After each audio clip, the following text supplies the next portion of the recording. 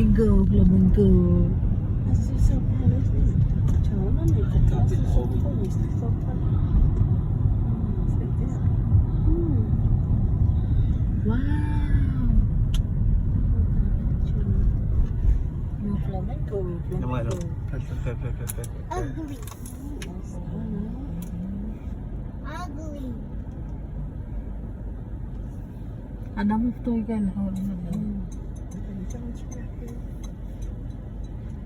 Sunset ang pinamagana ng dami.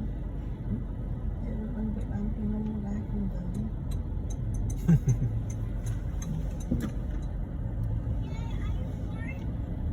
Chắc lệ như cái. Ồ, Nó thành biết ông con điện.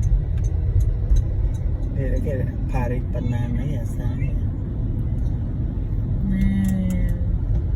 Kenapa ribet? Ni pelajar apa? Ni lain nang naik bantak kan ni?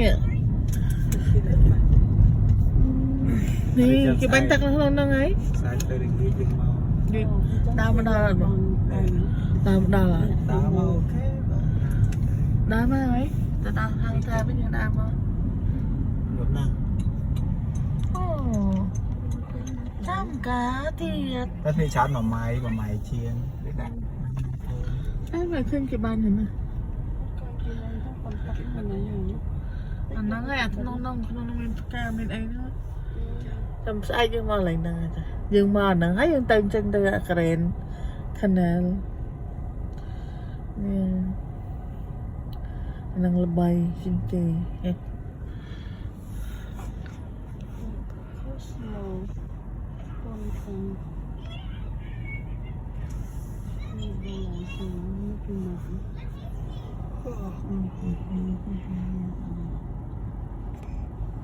Thấy về một đèn nữa không?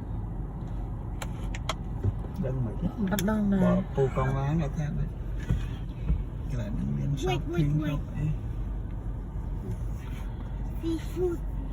Food. Look good right there. Good. Lại thì